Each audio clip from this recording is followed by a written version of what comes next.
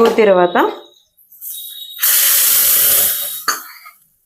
అంతే. ఇంకా పప్పు మనం ఉడికించుకుంటే పండగల టైంలో వంకాయ కమ్మనైన పప్పు రెడీ. సో మనం చేస్తున్న రెసిపీ మామిడికాయ పప్పు అన్నమాట. ఇది స్పెషల్గా పండగ టైంలో చేసుకునేది, లేకపోతే మనము ఉల్లిపాయ ఎల్లిపాయ వాడనప్పుడు చేసుకునే లాంటి పప్పు అన్నమాట. ముందుగా నేను ఇక్కడ కందిపప్పు ఉడికించి పెట్టుకున్నా, చూసారా నీట్గా మెత్తగా ఉడికిపోయింది. 2 విజిల్స్ పెట్టుకున్నా. 2 విజిల్స్కే నాకు మెత్తగా అయిపోయింది అనమాట కందిపప్పు. ఇప్పుడు ఈ పప్పు చుక్క కూర తర్వాత మామిడికాయ వేసి చేస్తున్నా అనమాట. దీనికోసం కావాల్సిన పదార్థాలన్నీ ఒక్కసారి చూసేయండి. కందిపప్పు ఉడిపించి పెట్టుకున్నాను, తర్వాత పచ్చిమిరపకాయ, వట్టిమిరపకాయ, ఆకుకూర. మీరు ఏ ఆకుకూర ఉన్నా తీసుకోవచ్చు, కాకపోతే మాకు చుక్కకూర స్పెసిఫిక్గా ఇష్టం కాబట్టి మేము చుక్కకూర తీసుకున్నాము. చుక్కకూర పుల్లగా ఉంటుంది అని అనుకుంటున్నారేమో, ఈ జనరేషన్లో మనకి ఇప్పుడు చుక్కకూర పులుపు అనేది ఉండట్లేదు, అందుకనే కాంబినేషన్ ఆఫ్ మామిడికాయ అండ్ వంకాయ అన్నమాట. సో వంకాయ ఎక్కువ తీసుకోకండి, జస్ట్ 2 అన్నమాట. ఆ వంకాయ ఫ్లేవర్ యాడ్ అయితేనే మనకు పప్పు అనేది రుచి వస్తుంది. సో ఇవన్నీ మనం ఉడికించుకున్న పప్పులోకి వేసేద్దాం.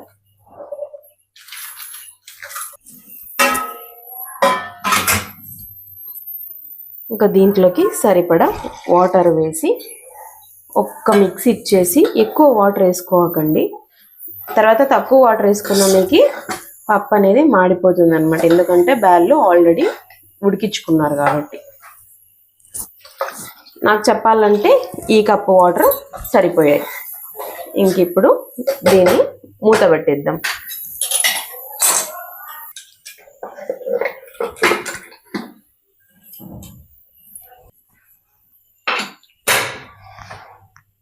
Three whistles రానిచ్చుకుందాం.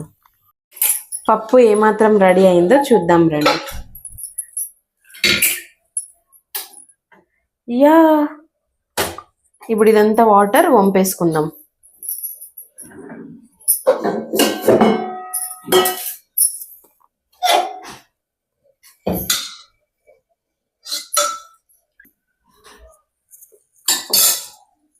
దీనికి సరిపడా సాల్ట్ వేసుకొని ఇప్పుడు మనం పప్పు గుత్తితో మెదుపుకుందాం.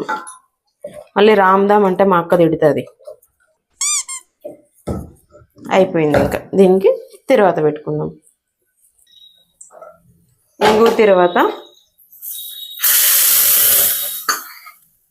అంతే. ఇంకా పప్పు మనం ఉడికించుకుంటే పండగల టైంలో వంకాయ కమ్మనైన పప్పు రెడీ.